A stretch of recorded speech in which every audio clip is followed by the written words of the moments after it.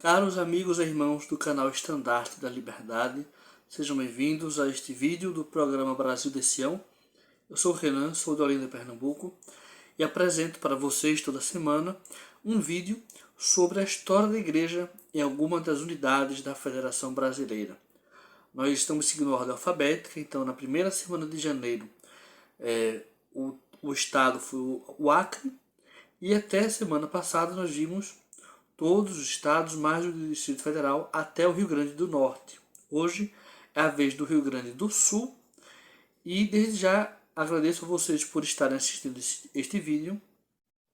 Convido vocês a deixarem já seu like, sua curtida, seus comentários e a se inscreverem no canal. É muito importante se inscrever no canal porque assim vocês têm mais facilidade para visualizar e ter acesso aos outros vídeos do canal. Se você não viu os vídeos anteriores desse programa, dos outros estados, procure aqui no canal, tem uma playlist com todos os vídeos de todos os estados. Assistam todos que estão muito interessantes. E assistam os próximos também. Né? Estamos criando uma grande coleção de vídeos sobre a igreja em cada lugar do Brasil. Vamos então conhecer um pouco mais sobre o estado do Rio Grande do Sul e depois passamos para conhecer a história da igreja nesse estado. O estado do Rio Grande do Sul é o estado mais ao sul do país. Eu não sei qual ano poderíamos considerar como ano de criação desse estado. Eu coloquei aqui, vocês podem ver, 3 anos. O ano de 1737 é o ano de criação da Capitania del Rei do Rio Grande de São Pedro. O ano de 1760 é o ano de criação da Capitania do Rio Grande de São Pedro. E o ano de 1807 é o ano de criação da Capitania de São Pedro do Rio Grande do Sul. Eu não sei se os gaúchos consideram já o ano de 1737 como de criação ou se tem outra data. Vocês que são do Rio Grande do Sul, por favor, me digam aí, que eu acho muito interessante isso. Eu não sei qual dessas datas é a oficial reconhecida como qual ano, né, desses é o ano oficial da criação do estado. A capital desse estado é a cidade de Porto Alegre. Sua população é de 11.466.630 gaúchos, isso de acordo com as estatísticas do IBGE de 2021. Esse estado é dividido em 497 municípios.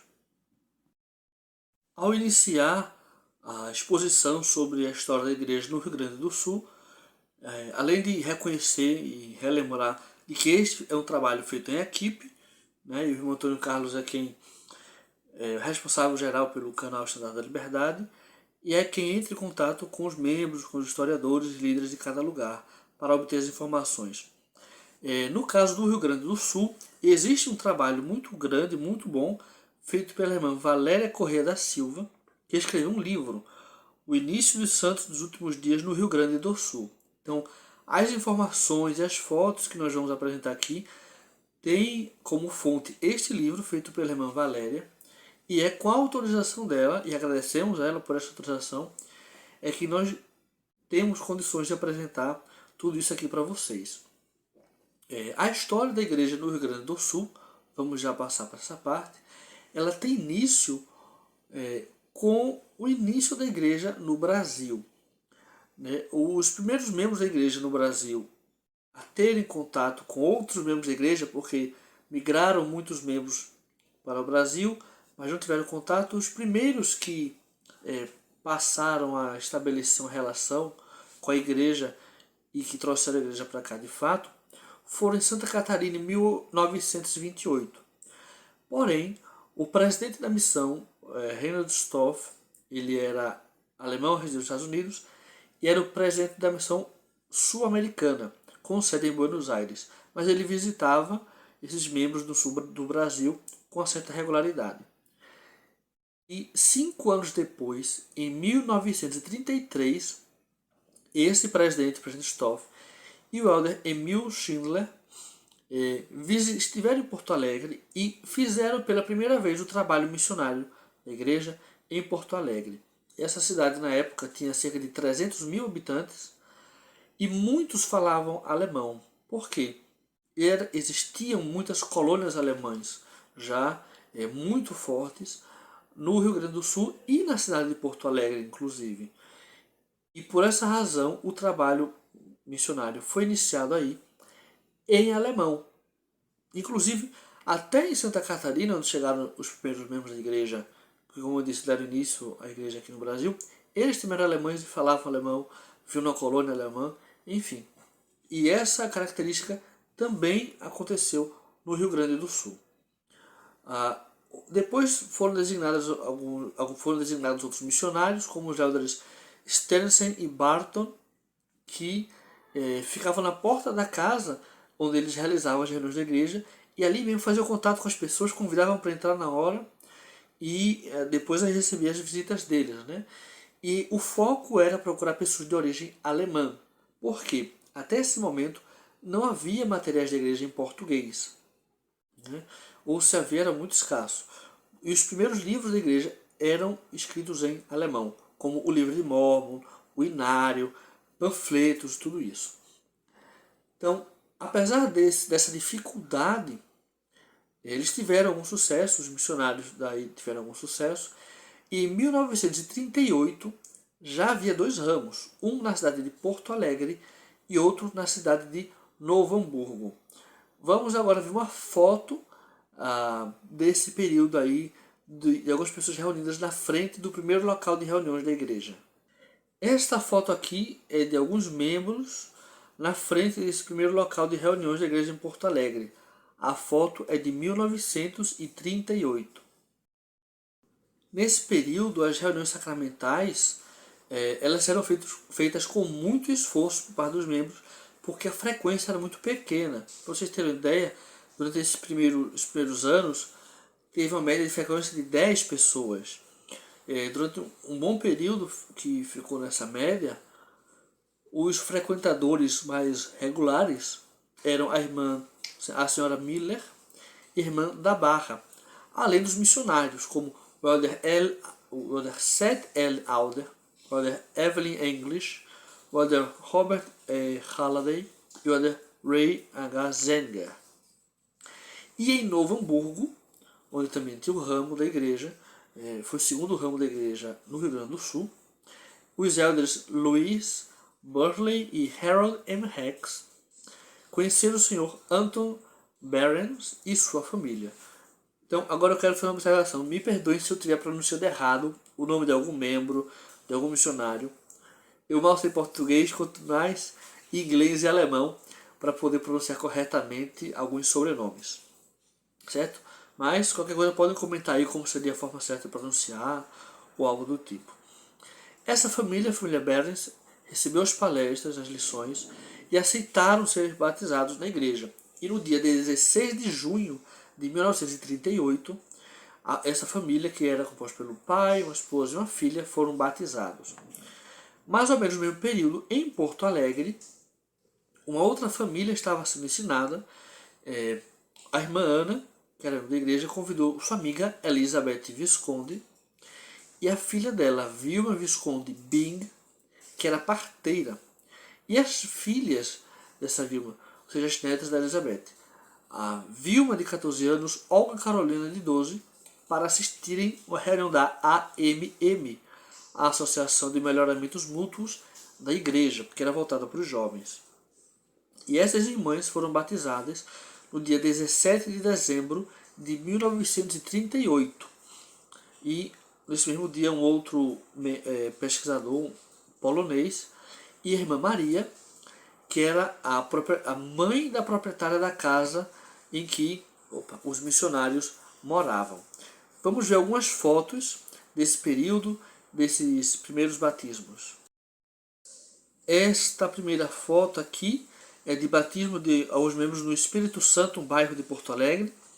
Aí temos alguns missionários como o elder Seth L. Alder, o elder Evelyn English e o elder Robert E. Halliday. A foto aqui no canto superior esquerdo é numa despedida no cais, no porto, do elder Kate Jones, Vocês podem ver também a irmã Vilma, Vilma mãe, o Elder Bird e Olga. Essa foto é de 1940. E nessa imagem aqui abaixo, é uma foto com membros e missionários.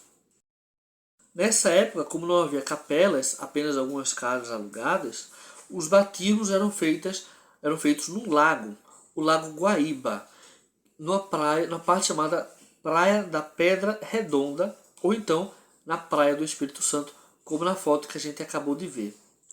Uma coisa interessante desse período é que os certificados de batismo, ou os atestados batismais, como eles também chamavam na época, eram feitos em alemão, porque era a língua que os missionários utilizavam para ensinar e nas reuniões da igreja. Vamos ver uma foto aqui de um desses atestados de batismo.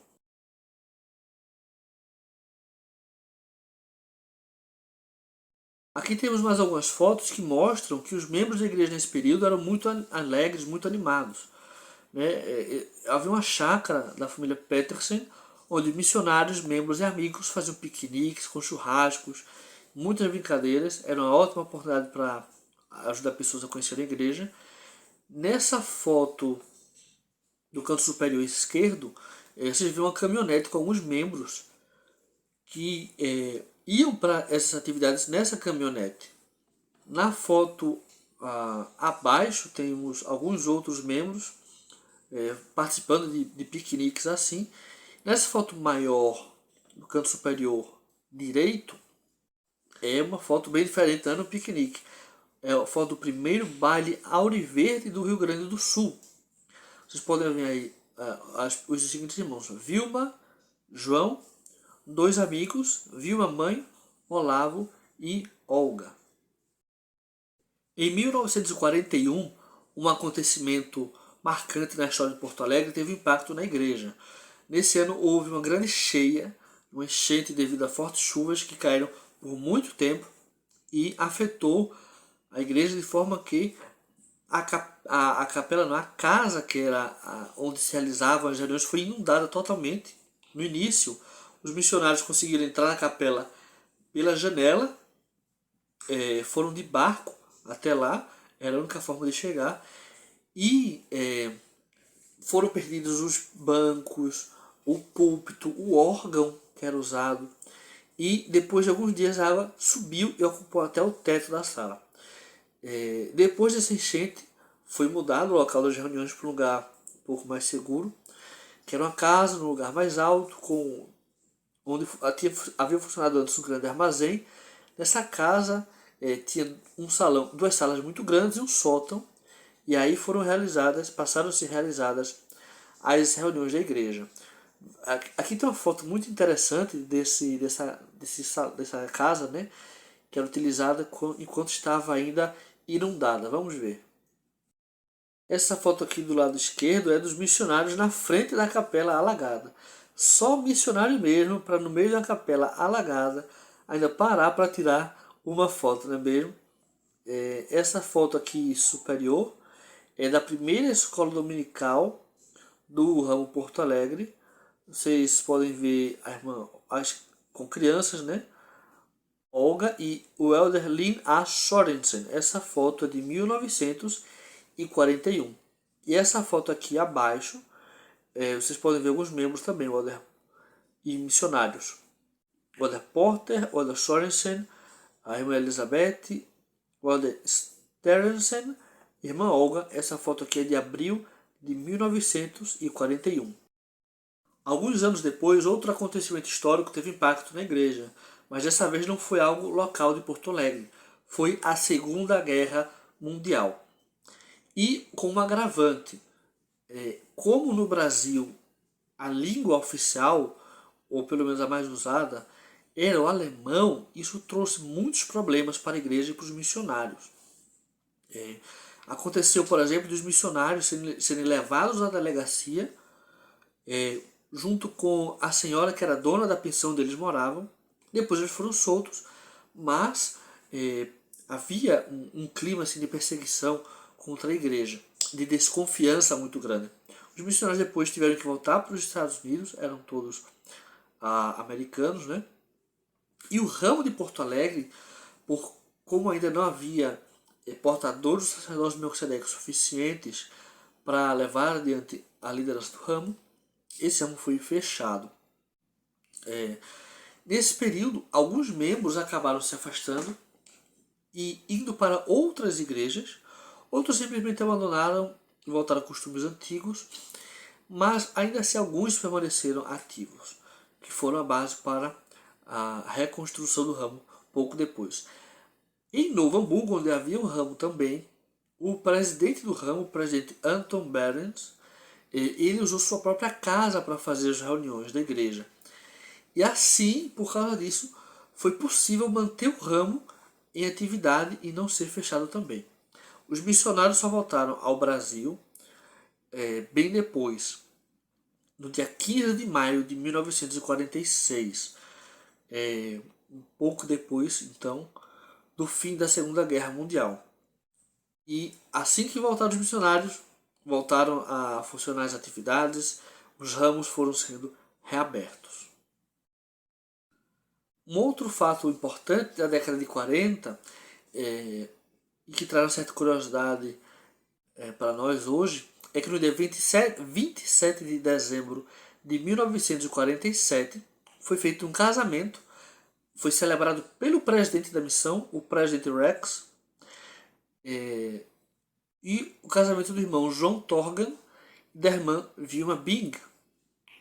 E teve, além da familiares dos noivos, os missionários do distrito que serviam aí estiveram presentes. O irmão João e a irmã Vilma são os pais do irmão Moroni Bing Torgan, que foi um pioneiro da igreja também em Porto Alegre e depois em Fortaleza. E, entre outros chamados, ele já serviu como presidente da missão Portugal-Lisboa, 70 diária na área Brasil. Ele foi presidente e destaca também em Fortaleza. Foi deputado federal, primeiro deputado federal, membro da igreja na América Latina. E hoje ele acabou de ser anunciado, na verdade, esses dias, que ele foi chamado para servir como o primeiro conselheiro na presidência do Templo de Brasília, Brasil, quando esse templo for dedicado ainda este ano. Na década de 50, houve um período também de muito fortalecimento dos ramos. Em 15 de abril de 1957, houve uma divisão do ramo Porto Alegre. E em junho desse mesmo ano foi criado o Distrito Porto Alegre, quando foi criado o terceiro ramo.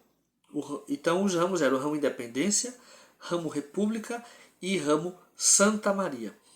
Outros ramos depois foram sendo abertos, tanto na capital como no interior do estado.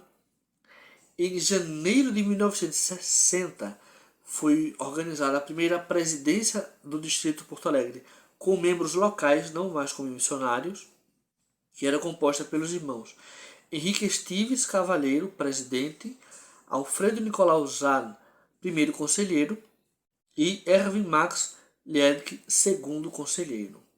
Essa foto aqui, que vocês podem ver aqui abaixo, é de um missionário pregando o evangelho na Praça Alfândega, em Porto Alegre. Essa foto é de 1957.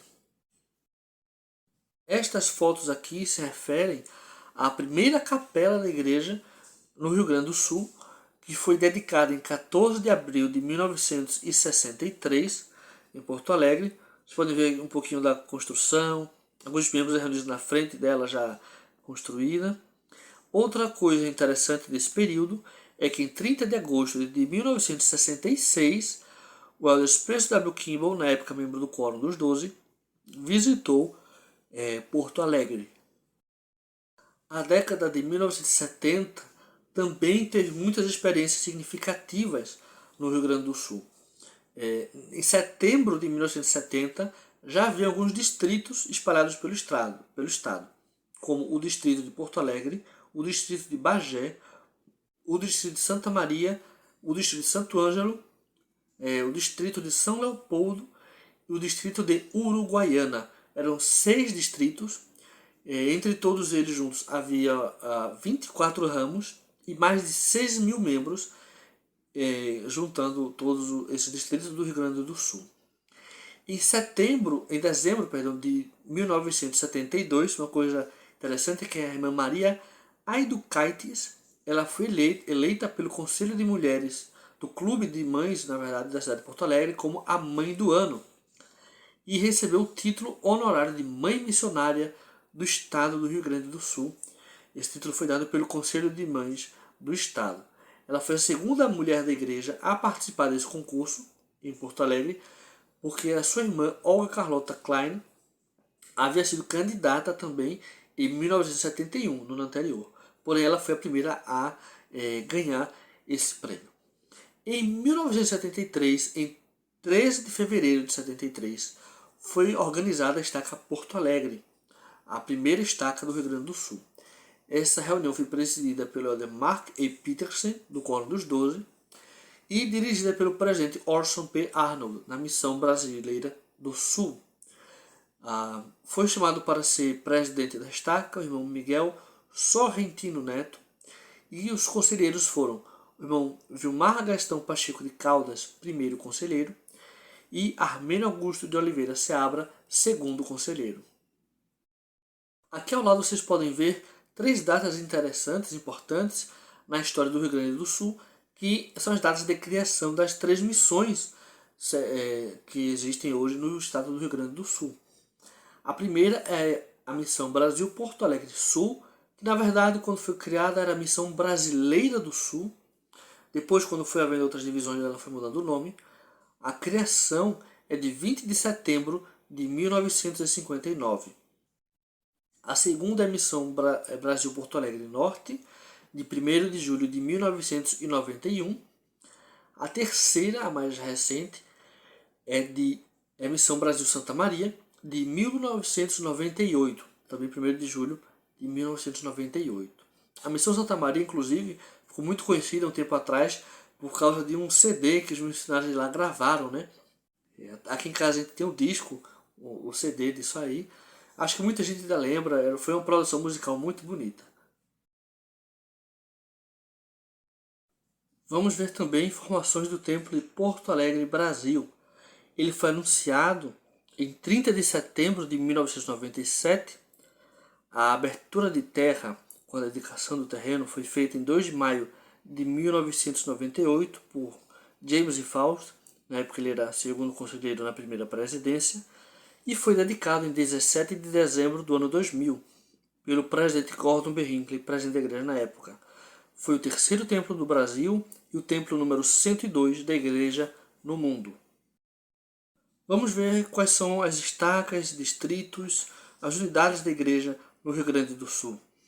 A estaca Porto Alegre Brasil é de 13 de fevereiro de 73, a estaca Novo Hamburgo Brasil é de 78, estaca Santo Ângelo Brasil de 79, estaca Porto Alegre Brasil Norte de 81, estaca Alegrete Brasil de 81, estaca Passo Fundo Brasil de 86, a estaca Pelotas Brasil de 1987, estaca Porto Alegre Brasil Partenon de 1991, estaca Livramento Brasil de 1991 também, estaca Porto Alegre Brasil Moinhos de Vento de 1992, estaca Uruguaiana Brasil também 1992, e 3 estacas foram criadas em 1993, a estaca Santa Maria Brasil, a estaca Bagé Brasil, a estaca São Leopoldo Brasil. A estaca Caxias do Sul e a estaca Canoas Brasil são gêmeas de 5 de dezembro de 1993. A estaca Santa Cruz do Sul Brasil é de 1994. A estaca Rio Grande Brasil é de 1995, gêmea da estaca Pelotas. A estaca Gravataí Brasil é de 10 de dezembro de 1995. O distrito Osório Brasil é de 1996. E de 1996 é a estaca Porto Alegre Brasil Sul. O distrito São Borja Brasil é de 21 de outubro de 2001. Distrito São Gabriel Brasil, 4 de novembro de 2001. Estaca Cruz Alta Brasil é de 2004. O distrito Gramado Brasil é de 2005. A estaca Canoas Brasil Norte é de 2008. O distrito São Jerônimo Brasil foi criado em 2013. Estaca Passo Fundo, Brasil Sul, é de 2016. O Distrito São Lourenço do Sul, Brasil, também 2016. E a estaca Viamão, Brasil, é de 2017. A Missão Brasil Porto Alegre do Sul tem um ramo que não pertence a nenhuma estaca, nenhum distrito, depende só da missão. O ramo Caçapava do Sul, Brasil, de 1996. E algo curiosíssimo é que existem 3 alas, na verdade 2 alas e um ramo da igreja na cidade de Quaraí, no Rio Grande do Sul, que pertencem à estaca Artigas, uma estaca uruguaia. Não são parte da área Brasil, são parte da área América do Sul, Sul. Existiu o Distrito Quaraí, que foi criado em 5 de setembro de 93, porém foi descontinuado e essas unidades foram incorporadas pela estaca Artigas. Eu não sei, não encontrei informação de até quando esse distrito funcionou, porém a ala Quaraí Centro de 75, a ala Santa Helenar de 92 e o ramo Gaudêncio de 2023, bem recente, pertencem à estaca Artigas do Uruguai. Então, meus amigos, vamos encerrando agora o nosso vídeo desta semana sobre a igreja no estado do Rio Grande do Sul. Espero que tenham gostado, que perdoe alguma falha, alguma omissão. Agradecemos a irmã Valéria por ter compartilhado conosco essas informações através de seu livro. Agradecemos a vocês por terem assistido, por estarem participando. Por favor, deixem seus comentários. Se vocês têm mais histórias, mais informações, por favor, compartilhem aí, que assim todo mundo fica vendo. Muito obrigado e espero vocês na próxima semana com mais um vídeo. Até mais.